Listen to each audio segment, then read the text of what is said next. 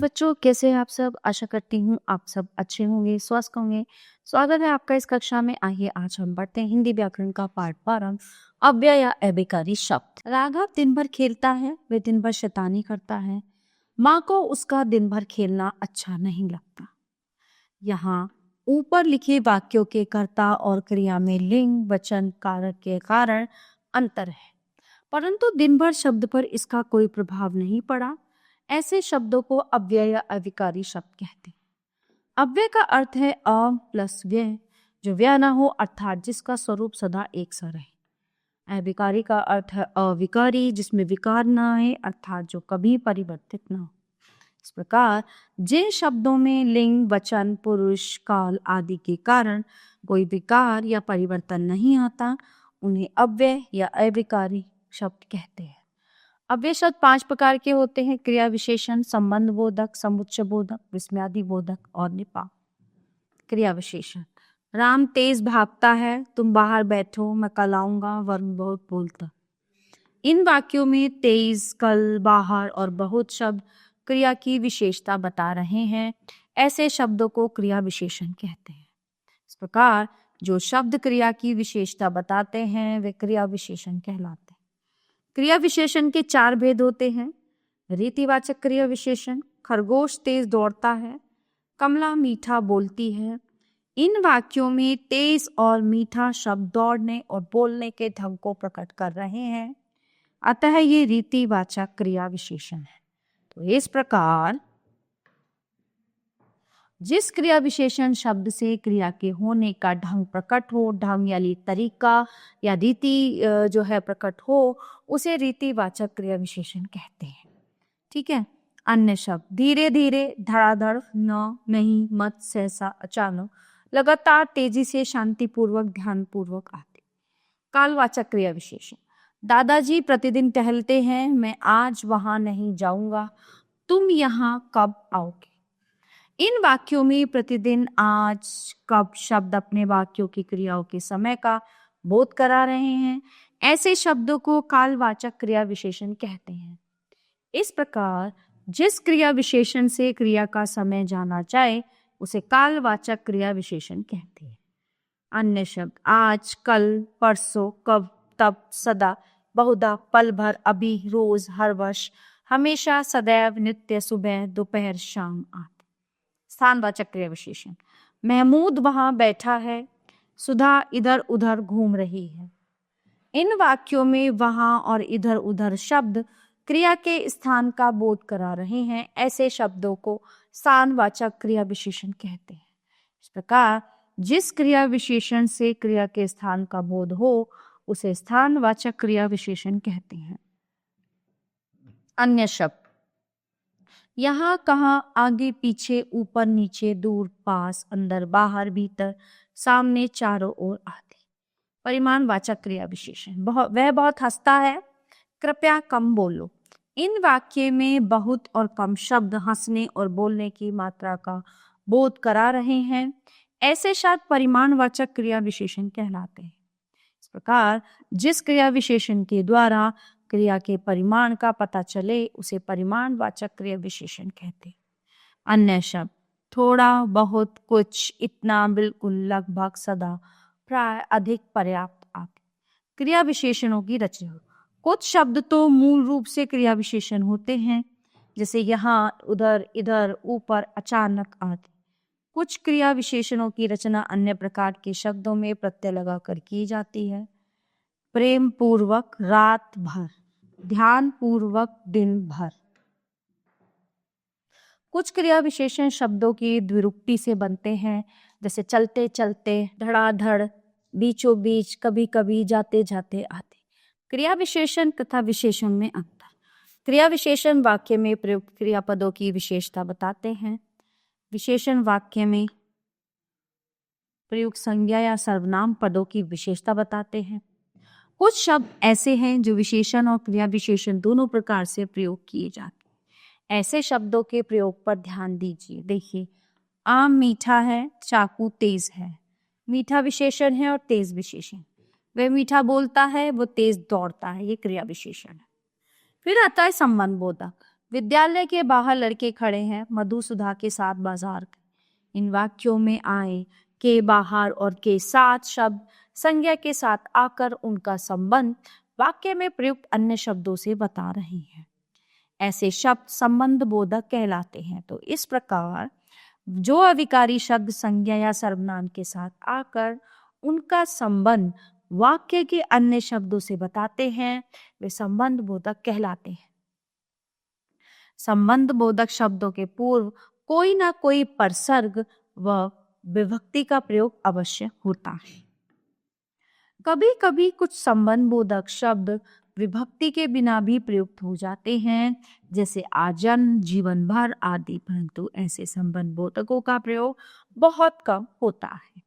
अर्थ के अनुसार कुछ संबंध बोधक शब्द कालवाचक, के बाद, के पहले, के पीछे, के उपरांत आदि, स्थानवाचक, के बाहर, के भीतर, के ऊपर, के नीचे आदि, दिशावाचक, के निकट, के पास, के समीप, के दूर, के चारों ओर आदि, साधनवाचक, के द्वारा, के जरिए आदि, विरोधवाचक, के विपरीत, के उल्टे, के विरुद्ध आदि, समता सूचक, की तरह, के समान, के सदृश आदि, कारण बोधक, के कारण, के मारे, की वजह से आदि, संप्रदानात्मक, के लिए, के वास्ते, के हेतु आदि, अतिरिक्तता बोधक, के बिना, के बगैर, के अतिरिक्त आदि, संगति बोधक, के संग, के साथ, के विषय में आदि।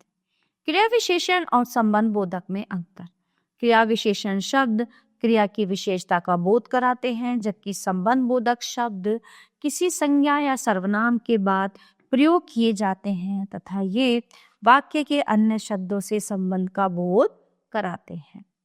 जिसे सामने देखकर चलो क्रिया विशेषण, घर के सामने डाक खाना है, संबंध बोधक। समुच्चय बोधक या योजक। अभय और विनय भाई हैं, वे बुद्धिमान ही नहीं बल्कि समझदार भी है। विवेक ने परिश्रम किया इसलिए प्रथम आया। इन वाक्यों में और दो शब्दों को बल्कि दो वाक्यांशों को तथा इसलिए दो वाक्यों को जोड़ने का कार्य कर रहे हैं। ऐसे शब्द समुच्चय बोधक या योजक कहलाते हैं। इस प्रकार दो शब्दों, वाक्यांशों अथवा वाक्यों को परस्पर मिलाने वाले अव्यय शब्द समुच्चय बोधक कहलाते हैं, जैसे और, तथा, किंतु, परंतु अथवा इसलिए आदि।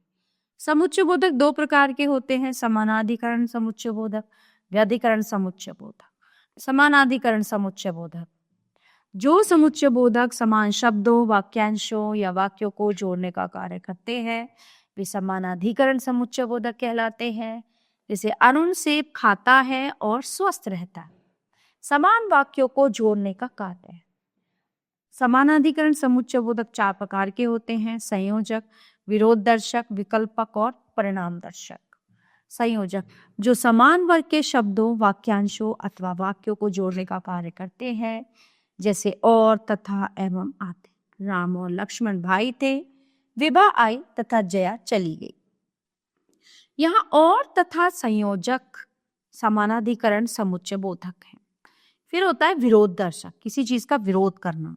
जो समानाधिकरण समुच्चय बोधक दो कथनों में से प्रथम का विरोध या निषेध प्रकट करें वे विरोध दर्शक हो जाते हैं, जैसे परंतु, किंतु, मगर, पर, बल्कि आदि। श्री कृष्ण ने दुर्योधन को बहुत समझाया पर वह नहीं माना। पुलिस ने चोर को ढूंढा मगर वह नहीं मिला। विकल्प जो समानाधिकरण समुच्चय बोधक शब्दों, पदबंधों और वाक्यों में विकल्प प्रकट करते हुए उन्हें मिलाने का काम करते हैं उन्हें विकल्पक कहते हैं। जैसे या अथवा, तुम आओगे या मैं आऊं, आप चाय पिएंगे अथवा कॉफी। परिणामदर्शी जो समानाधिकरण पहले उपवाक्य है तथा उसके परिणाम का संकेत करने वाले अन्य उपवाक्यों को जोड़ने का काम करते हैं उन्हें परिणाम दर्शक कहा जाता है। जैसे नहीं तो, अन्यथा, इसलिए, तुमने मेहनत की इसलिए सफल हुए, पढ़ लो नहीं तो बाद में पछताओगे। व्याधिकरण समुच्चय बोधक एक या एक से अधिक आश्रित उपवाक्यों को प्रधान वाक्य से जोड़ने वाले व्यधिकरण समुच्चय बोधक कहलाते हैं। जैसे यदि, तो, इसलिए कि, क्योंकि, यद्यपि, तथापि, ताकि, जिससे आदि। व्यधिकरण समुच्चय बोधक भी चार प्रकार के होते हैं, कारणवाचक, उद्देश्यवाचक, संकेतवाचक और स्वरूपबोधक। कारणवाचक, जो समुच्चय बोधक दो उपवाक्यों को जोड़ें और मुख्य उपवाक्य की बात का कारण बताएं, उन्हें कारणवाचक कहा जाता है। जैसे मैं कल नहीं आ सका क्योंकि मुझे बुखार था। वे थोड़ी दूर ही पहुंचे थे कि गाड़ी खराब हो गई। उद्देश्यवाचक, जो समुच्चय बोधक दो उपवाक्यों को जोड़ते हुए मुख्य उपवाक्य की बात का उद्देश्य बताएं, उन्हें उद्देश्यवाचक कहते हैं। जैसे खूब मन लगाकर पढ़ो जिससे अच्छे अंक प्राप्त कर सको। संकेतवाचक, जो व्यधिकरण समुच्चय बोधक दो उपवाक्यों को संकेत से जोड़ने का काम करते हैं, वे संकेतवाचक कहलाते हैं। जैसे यदि तो पढ़ते तो पास हो जाते। स्वरूप बोधक, जिन अवयव का प्रयोग पहले के उपवाक्य या वाक्यांश के अर्थ को अधिक स्पष्ट करने के लिए किया जाता है, वे स्वरूप बोधक कहलाते हैं। जैसे उसका मुख कमल के समान है, अर्थात बहुत सुंदर है। ऐसा लगता है मानो तेज वर्षा आएगी। विस्मयादि बोधक, जिनको हम एक्सक्लेमेटरी भी बोल देते हैं। राम राम, ये तुमने क्या किया? छी, तुम तो बहुत पापी हो, परे हटो। वाह वाह, कैसा सुंदर दृश्य है। शाबाश बेटा, तुमने कमाल कर दिया। इन वाक्यों में राम राम आश्चर्य को, वाह वाह हर्ष को, छी घृणा को और शाबाश प्रशंसा को प्रकट करते हैं। ये शब्द मन के हर्ष आदि भावों को प्रकट करने के कारण विस्मयादि बोधक है। इस प्रकार जो शब्द मन की घृणा, आश्चर्य, प्रशंसा आदि भावों को प्रकट करते हैं, वे विस्मयादि बोधक होते हैं। ये शब्द नीचे लिखे भावों को प्रकट करने के लिए आते। अहो, आहा, वाह, धन्य, शाबाश, शरहे, अरे, ओ, वो क्या, घृणा, देख, छी, दत्त, हट, थू, दो, शोक, हाय, आह, बाप रे, ओफ, प्रशंसा, शाबाश, धन्य, वाह वाह, क्रोध, हट, अबे, क्यों, स्वीकृति, हाँ ठीक, जी हाँ, अच्छा, संबोधन, है, रे, अरे, ओ, ये पाठ।